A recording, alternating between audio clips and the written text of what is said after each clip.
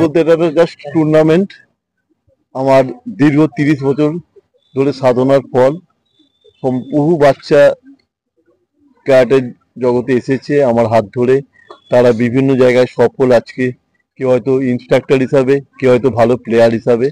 তো আমার যখন 50 বছর জন্মদিন হয় তখন ওরা আমাকে উৎসর্গ করে এই টুর্নামেন্টটা চালু করে। তো বলতে পারেন ওটা ওদের দেয়া আমার কাছে এটা সেরা গিফট। তা সেটাই দেখতে দেখতে এটা 4 বছরে পা দিচ্ছি। ওই জন্যই সুব্রত কাপ 25 নামটা হয়েছে। সুব্রত সিজনকার স্কুল অফ মার্শাল আর্টের নিয়ার অ্যাবাউট 100 ডোজো আছে। ডোজো মিনস মাঠ আছে, সেন্টার আছে। তো বিভিন্ন সেন্টার থেকে 4 জন 5 জন 6 জন 8 জন করে করে এই পার্টিসিপেন্টটা হচ্ছে।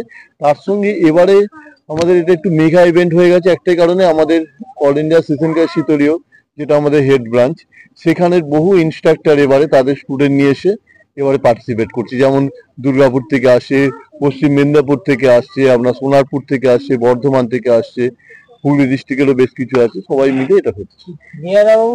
শুধু সুব্রত সিজনকার থেকেই পার্টিসিপেট করছে 400। এছাড়া আপনার অন্যান্য ডিস্ট্রিক্ট থেকে যদি ওরা সব মিলে নিয়ার অ্যাবাউট 500 হয়ে যাচ্ছে। আর আপনার এখান থেকে কতজন যাচ্ছে বা তারা ওখানে পার্টিসিপেট করছে? আমাদের এই সেন্টার থেকে যাচ্ছে 100 কাছাকাছি ধরুন। এই টুর্নামেন্টে যারা যারা চ্যাম্পিয়ন হচ্ছে এখান থেকে, আমাদের চিন্তা ভাবনা আছে তাদেরকে আমরা আলাদাভাবে সিলেক্ট করে নেবো। আমাদের কামিং যে ক্যাবের টুর্নামেন্ট আছে, অর্থাৎ ক্যাট অ্যাসোসিয়েশন বেঙ্গলের যে টুর্নামেন্ট আছে, সেই টুর্নামেন্টের জন্য ওদেরকে আমরা স্পেশাল ভাবে তৈরি করবো। বর্তমান প্রত্যেকটা স্কুলের তো উচিতই, বিশেষ করে মহিলাদের স্কুলগুলোয় অবশ্যই কম্পালসারি করে দেওয়া উচিত।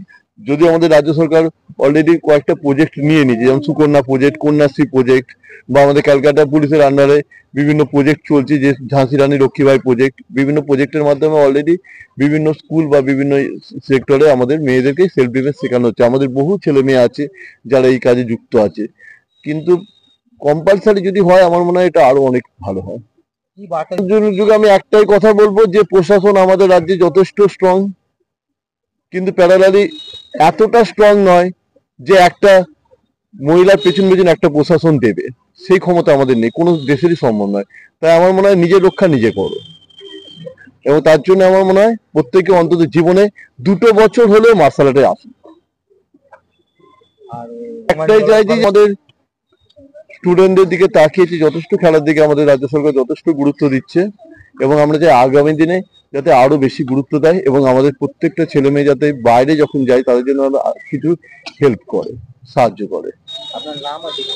আমি সিয়ান সুব্রত বিশ্বাস, আমি 6ষ্ঠ ডিগ্রি ব্ল্যাক বেল্ট জাপান এবং ন্যাশনাল রেফারি এবং কোচ। ফোর্থ সুব্রত কাপ আমাদের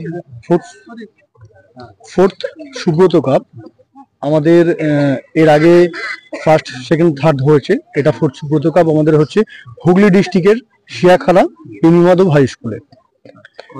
এটা আমাদের অ্যাসোসিয়েশনে, আমাদের শিয়ানের নামে আমরা টুর্নামেন্টটা অর্গানাইজ করেছি। সুব্রত সিসেনকা স্কুল অফ মার্শাল আর্ট আমাদের অ্যাসোসিয়েশন। আমাদের শিয়ানের নাম শিয়ান সুব্রত বিশ্বাস।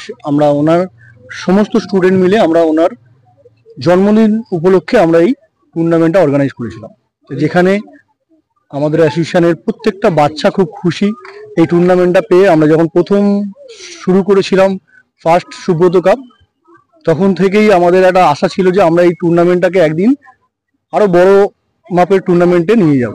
তো সেখানে আজকে ফোর্থ সুব্রত কাপ যেটা হচ্ছে আমাদের হুগলিতে, এবারে টুর্নামেন্টটা আমরা আরো বড়ভাবে অর্গানাইজ করছি। এখানে বছর ধরে আমাদের শিয়ানের জন্মদিন উপলক্ষে টুর্নামেন্ট করে আসছি। প্রথমত স্যারের 50 বছর পূর্তির জন্য আমরা অ্যাসোসিয়েশনের পক্ষ থেকে সবাই ভেবেছিলাম যে স্যারকে কিছু একটা সারপ্রাইজ দেওয়া যায়। তো সেই ক্ষেত্রে আমাদের প্রথম বর্ষ স্যারের 50 বছর পূর্তি থেকে আমরা সুব্রত কাপ চালিয়ে আসছি, স্যারকে শ্রদ্ধা জানিয়ে, এবং এটা আমাদের সগর্বে 3 বছর পেরিয়ে আমরা 4র্থ বছরে পা দিয়েছি। এবং বিগত দিনেও প্রচুর জনের সহযোগিতা এবং এবছরেও আমরা এটাকে একটা মেগা ইভেন্ট করে তুলতে সফল হচ্ছি, কারণ আমাদের শিয়াখালা হুগলি ডিস্ট্রিক্টের বুকে আমাদের সুব্রত সিজনকারই একটা সংস্থাতে আমরা এটা এক্সিকিউট করছি টুর্নামেন্টটা। এবং আজকের জায়গায় দাঁড়িয়ে 4র্থতম বর্ষে এসে একটা হিউজ পার্টিসিপেট আমরা এখানে পাচ্ছি। বেসিক্যালি একদিনের ওয়ানডে টুর্নামেন্টেই পার্টিসিপেট আমাদের কাছে হিউজ। তা এই দিনটা আমাদের কাছে অত্যন্ত স্মরণীয় আর প্রত্যেক দিনই থাকবে।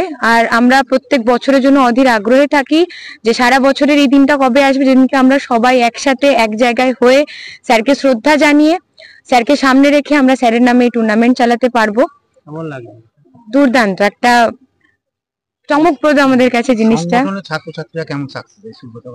সংগঠনের প্রত্যেক ছাত্রছাত্রী সারা বছরই একটাই টুর্নামেন্টের জন্য অপেক্ষা করে থাকে, কারণ আমাদের বিগত দিনে যা টুর্নামেন্ট হয়, কারণ আমাদের বছরে প্রচুর টুর্নামেন্ট হয়ে থাকে, তার মধ্যে আমরা মনে করি এটি আমাদের কাছে সব থেকে শ্রেষ্ঠ টুর্নামেন্ট। এবং প্রত্যেকটা স্টুডেন্ট সারা দিক থেকে প্রিপেয়ার হয়ে থাকে, তাদের ফিনান্সিয়াল, মেন্টাল, ফিজিক্যাল সমস্ত দিক থেকে তারা প্রিপেয়ার হয়ে থাকে। আমরা এই একটাই টুর্নামেন্টে নামবো, যেটা আমাদের টুর্নামেন্ট, আমরাই এখানকার রাজা। মূলত খেলাটা কি, মানে কিক বক্সিং, মানে কি? এটা হচ্ছে আমাদের ক্যারাটে। ক্যারাটে আমাদের মার্শাল আর্ট বিভিন্ন ধরনের হয়, কিক বক্সিং হয়, জুডো হয়, ক্যারাটে হয়।